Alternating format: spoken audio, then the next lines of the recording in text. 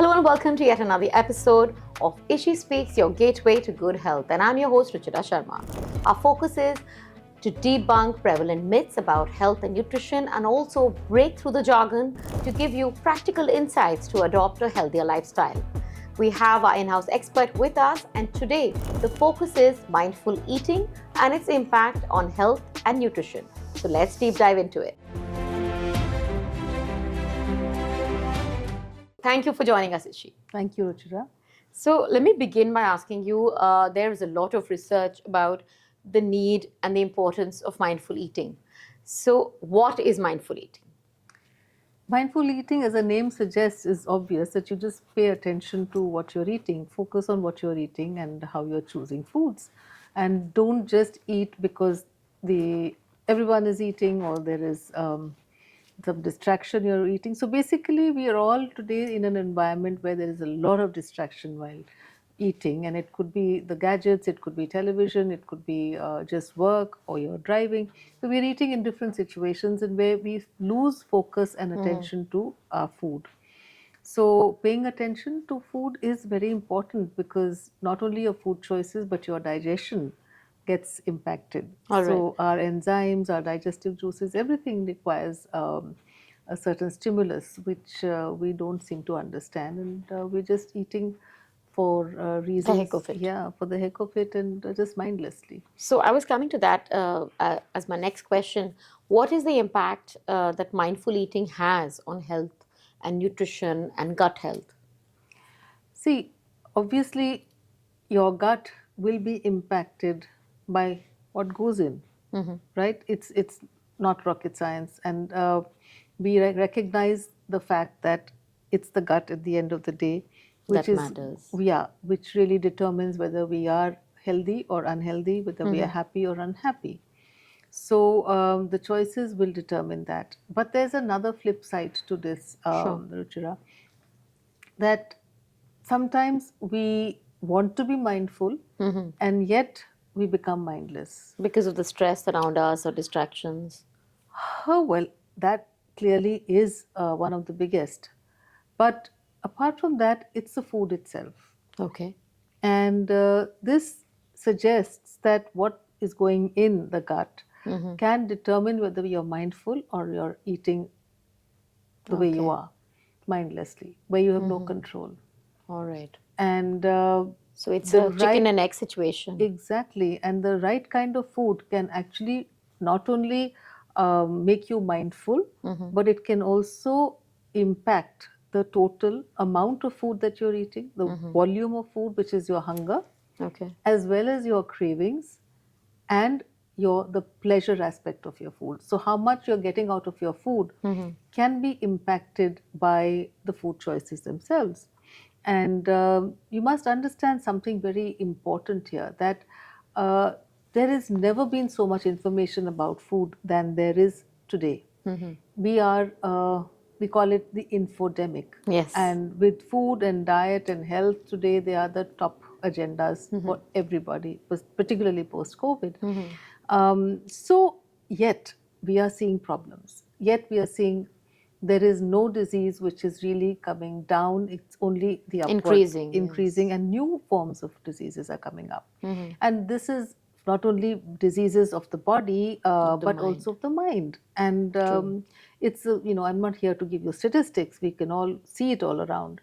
And the big C is becoming like every family has somebody, Yes. which was not like that earlier. So why is that? In the wake of so much information amidst a storm, why are we still not being able to control our food? Why are we not being able to regulate our food? One of the reasons is the nature of the food. All right. The nature of the food, for instance, today billions of dollars are being spent to make food addictive. Absolutely. Yeah, so I have the knowledge that this is not good for me, but I cannot control. I open that Because packet it and I has just have to ingredients finish. that It make has it ingredients which are designed to be like that. When you eat out, typically, I have patients who say when they ate out, after that their system changed. The acidity came back. They ate simple food. They didn't eat junk food. But the same food, even if it is dal chawal outside the house, works differently and home food is different. The reason is because there are ingredients which have been put in that food to All right. make it like that. So we must understand that we are a victim of what we eat, and we can be, we have the tools and we have the levers to regulate Make the our, right make the choices. right choices. All right. I'll give you a very big example here. I know the answer is stretching a bit, but having said that, it would be incomplete if I don't give you and share the experiences I have with my patients. All They right. are absolutely, they surprise not only me but the patient themselves. That in a week's time, we removed wheat and we removed some other grains, and this whole week we didn't have cravings, and the volume of food that we ate was almost half, and hunger just didn't happen. So hunger in the sense excessive hunger, we're eating half of what we did and we're not feeling hungry and we're feeling more energy. So, and we're not tempted, we're not, so you can actually junk proof yourself. All right. That's So very interesting word, yes. junk proof. All right. So you said something very interesting there, Ishi, that it's not just about mindful eating, it's about eating foods that make you mindful or make you alert. So could you tell us, for our audience, what are those foods that really make the mind more alert? Because that's clearly needed in a distracted world. Okay, so this answer is not going to be as simple as you make it sound. There are no magics which, um, magic foods or nutrients which are going to work. It's only going to be reawakening of those, neurotransmitters, the happiness hormones, the neurotransmitters which are in the gut, Sure. which start getting restored. We sort of reset our system so that these start, Okay. they become active again. We all have them. A But baby is what are able the to regulate. nutrients, maybe the that Sometimes it's set not about mental health? nutrients. They're not about nutrients alone. There are some, of course, but this is not about nutrients. It's about just resetting your system so that the checks and balances in which we have innately Okay. come, get back into action. All right. That's the way it works. I always give this example of a baby. You cannot give an extra drop of milk to a baby if the baby has decided Doesn't not to want. have it. So because there are systems in which are operating, and sometimes we just don't know when to stop eating. An adult, or sometimes we just say, we just had our breakfast, we're hungry again. We had our lunch, we're hungry again. We just don't know when to stop. So the reason is they all have those checks and balances which seem to have got lost because of the wrong foods that we're eating. And among those foods are, of course, I see wheat as a very big trigger, but we also see too much of sugar and processed food, which Okay. does that. I was just coming to that. What is the impact of sugar on mental health? Because, that is the silent killer. Everyone talks about sugar. People want to eliminate wheat and sugar primarily. So, could you tell us a little bit about that? So, see, sugar in itself is not something which is causing this, the abnormalities. It is what it's doing to our gut.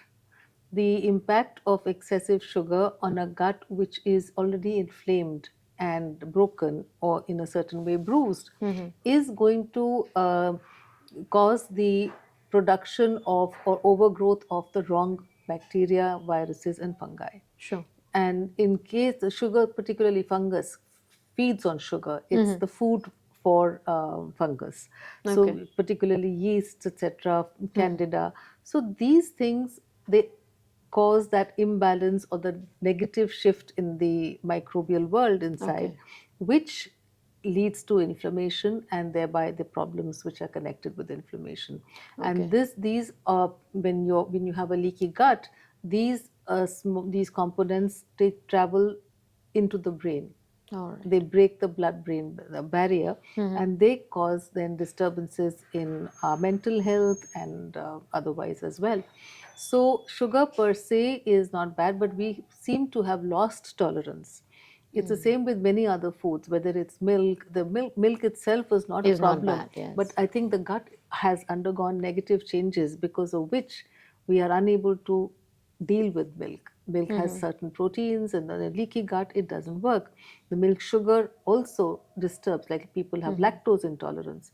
Now, lactose intolerance is only because of a disturbed microbiome Yes. and because of certain enzymes which we lose over a period of time with age. So all of these things have impacted us. And today, I think alcohol is another example to give.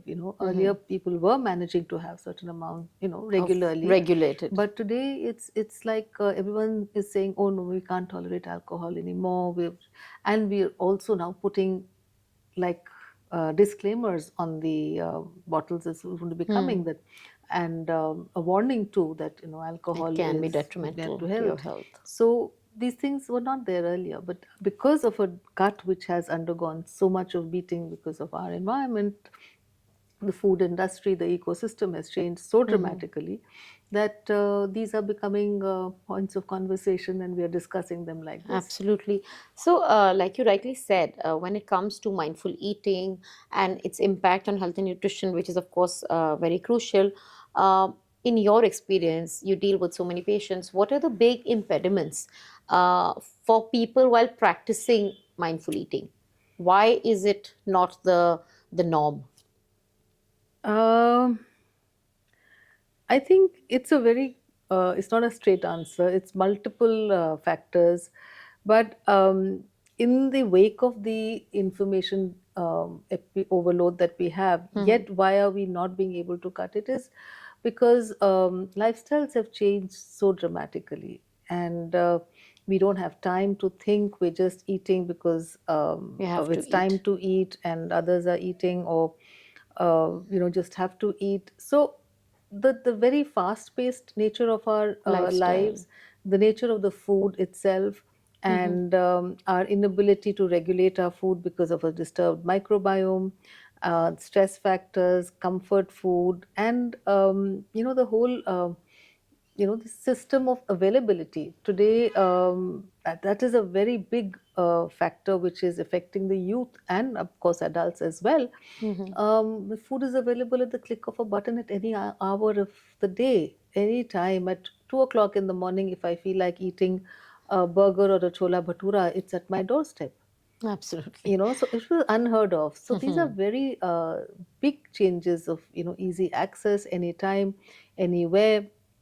And usually food from outside is going to sort of just True. take the better of you. And I have a patient here who I must mention, with probably the extreme case of food which impacted from outside and ordering in. And she was just about 60 kgs before COVID, but during COVID she began to order food from outside, and she got addicted to pizzas.